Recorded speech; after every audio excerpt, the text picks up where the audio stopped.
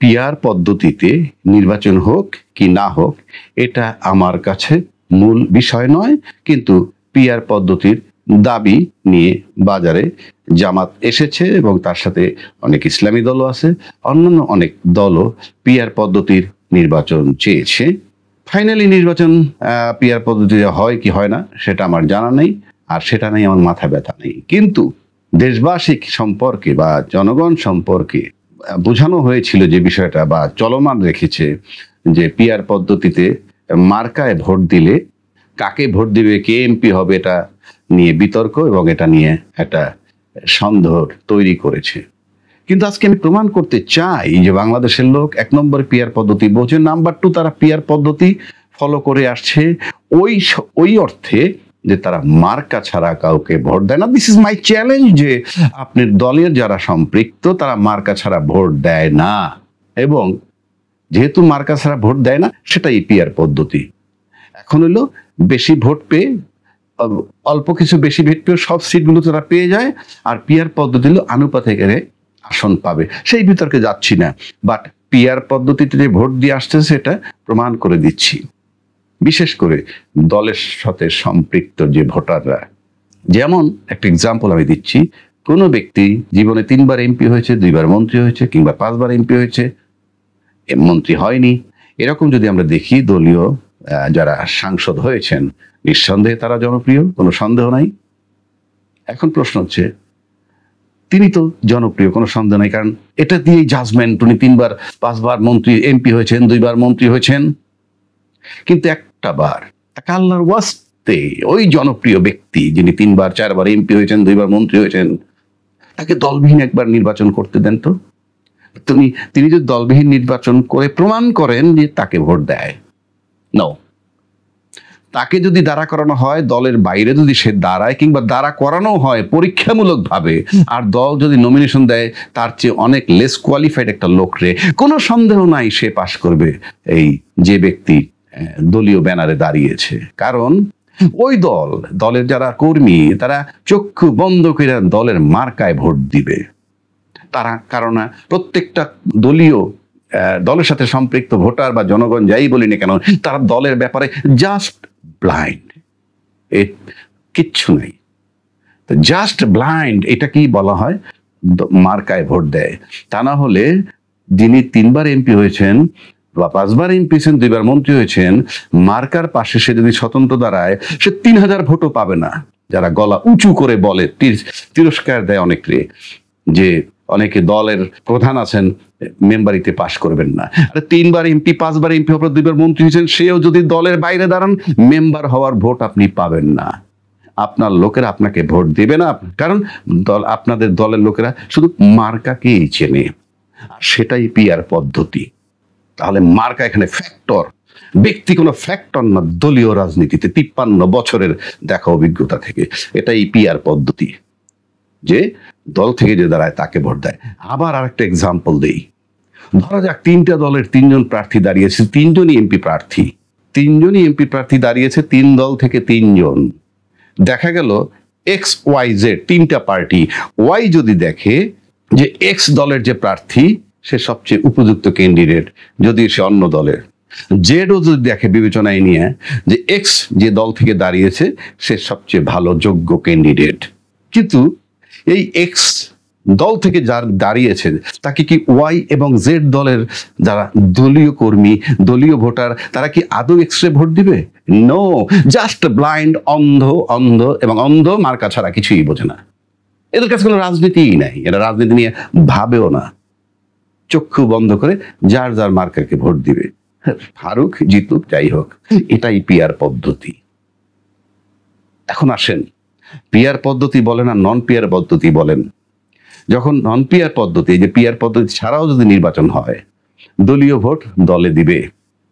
Factor হচ্ছে যারা দলবিহীন voter, এই দলবিহীন ভোটার যেদিকে যাবে সেদিকেই পাল্লা ঘুরে যায়, সেদিকেই বিজয় লাভ করে। সুতরাং পিআর পদ্ধতি বলেন আর নন পিআর পদ্ধতি বলেন, ফ্যাক্টর হলো যারা দলের সাথে সম্পৃক্ত না সেই ভোটাররা। এবং আজকের যে পরিস্থিতি, নিশ্চিত করে বলতে পারি যে পিআর পদ্ধতির ভোট যদি আসে তাহলে ওই যারা ভোটার, যারা দলের সাথে সম্পৃক্ত না, তারা হয়ে যাবে ফ্যাক্টর। শর্ত, যদি ভোটে কোনো কারচুপি করতে না পারে, ভোট যদি ডাকাতি করতে না পারে, তাহলে এমনও হতে পারে পিআর পদ্ধতি ছাড়াও যদি ভোট হয়, আজকে সামনের যে ভোটটা হবে, 100% যদি প্রোটেকশন দেয়া যায়, তাহলে যারা অহংকারী, গর্ববোধকারী কিংবা বিরাট দল মনে করেন, তাদের কিন্তু জন্য চিন্তার বিষয় থাকবে। কারণ জনগণ জুলাইয়ের চেতনা ধারণ যারা করে, দলবিহীন যারা ভোটার, তারা জুলাই চেতনা ধারণ করে। আর দলের যারা, তাদের জুলাইয়ের চেতনা, জুলাইয়ের পক্ষে বিপক্ষে কোনো ইস্যুই না, তারা ভোট শুধু তার দলকেই দিবে। এটা ওই মুক্তিযোদ্ধার পক্ষের শক্তি বলে কথা বলুক, জুলাই চেতনা বিরোধী বলে কথা বলুক, কিংবা মুক্তিযোদ্ধার বিরুদ্ধের শক্তি বলে কথা বলুক, আর জুলাই চেতনার পক্ষে বলে কথা বলুক, দলীয় ভোট দলই পাবে। কারণ দল মার্কাকে ভোট দেয় দলের ভোটাররা। আবারও বলছি, দলের ভোটাররা কোনো ব্যক্তিগত চয়েস নাই। তাহলে যিনি 3 বার এমপি 2 বার মন্ত্রী হয়েছেন, তাকে বাংলাদেশে কেউ ফেল করাইতে পারতো না।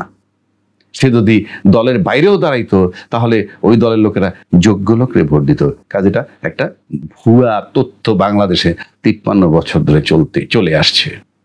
বাংলাদেশের রাজনীতিতে দলের বাইরে অনেক জ্ঞানী, অনেক শিক্ষিত, এই ডক্টরেট ডিগ্রি নিয়ে অনেক জ্ঞানী দলের বাইরে যেতে পারে নাই, অন্ধ। আজকে চিন্তা করতে হবে পুরা দেশ জাতিকে। আমরা মাঠে ঘাটে যাচ্ছি, মানুষ চিন্তিত, চিন্তা করতেছে, কি চিন্তা করবে। সুতরাং পিআর পদ্ধতিতে নির্বাচন না হলেও সামনের নির্বাচন ঝুঁকিপূর্ণ তাদের জন্য যাদের গর্ব অহংকারের অন্ত নাই, দাঁড়ালেই পাস, এই ধরনের চিন্তা ভাবনা যদি কেউ করে থাকেন। কারণ এবারে নির্বাচনের জাজমেন্ট নেওয়া হবে কি কি। নাম্বার 1, 5ই আগস্টের পর থেকে প্রত্যেকটা দলের যারা এমপি ইলেকশনে দাঁড়াবেন কিংবা দাঁড়ানোর সম্ভাবনা আছে, তাদের আচরণ, ব্যক্তিগত আচরণ, ব্যক্তিগত বিহেভ, মানুষের সাথে সম্পর্ক কেমনটা করে আসছে। 2, বিবেচনায় নিবে জুলাই চেতনা বিরোধী, যদি মানে জুলাই চেতনার পক্ষে যদি না থাকেন তারা, এবং ভোটারদের কাছে যদি মনে হয় যে না, জুলাই চেতনা বিরোধী শক্তি যাদেরকে বিবেচনায় নিবে, তারা কিন্তু ভোট পাবে না। কোনটা পাবে না? ওই যে দলবিহীন যে ভোটার, তাদের ভোট কিন্তু পাবে না। এবং এরা বর্তমান বাজারে মিনিমাম 30% আছে, মিনিমাম 30% আছে যারা দলবিহীন ভোটার। তাদের অন্তরে দাগ লাগানো, তারা সমস্ত দল, এর আগে পরে দলগুলো যারা পরীক্ষিত তাদেরকে দেখেছে, আর যারা সামনে আসবে তাদেরকে দেখবে। যদি এরকম হয়, তাহলে দুটো ধাপ গেল। আর তৃতীয়টা হবে যে যারা এবার নির্বাচনে দাঁড়াবে, তারা বিবেচনায় নিবে যে আওয়ামী লীগ যে শক্তিটা, বা পতিত শক্তি বলতে আমরা যেটা বুঝাই, তাদেরকে তাড়ানো হয়েছে। সব দল দাবি করে আন্দোলনে একত্রিত হয়ে আন্দোলন করেছে, দলমত নির্বিশেষে। সেটা ভোটাররা বিবেচনায় নিবে।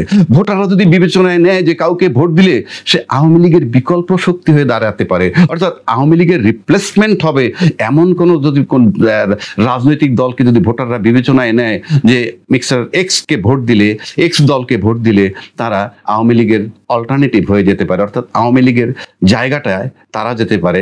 অর্থাৎ আওয়ামী লীগ এর বিকল্প, আওয়ামী লীগ থাকলে যেমনটা হতো তেমনটা না হোক, তার কাছাকাছিও যদি বিবেচনায় নেয়, তাহলে তাদের কিন্তু চিন্তার ব্যাপার আছে। সুতরাং ভোটাররা ভোটের সময় 3টা জিনিস বিবেচনায় নিবে। নাম্বার 1, জুলাই চেতনার পক্ষে যারা। নাম্বার 2, 5ই আগস্টের পর থেকে আচরণ, বিহেভ, মানুষের সাথে সম্পৃক্ততা। এবং নাম্বার 3, যে এমন কাউকে দলবিহীন ভোটাররা ভোট দিবে না যারা আওয়ামী লীগের কাছাকাছি বলে, বা আওয়ামী লীগকে সমর্থন করে মানসিকভাবে, বা আওয়ামী লীগকে লালন করে এমনভাবে, এই ধরনের দলকে ভোট দেবে না বলে আমার ধারণা। কাজেই পিআর পদ্ধতি থাক কি না থাক, সামনের নির্বাচন নিয়ে অনেক হিসাব নিকাশের বিষয় রয়েছে।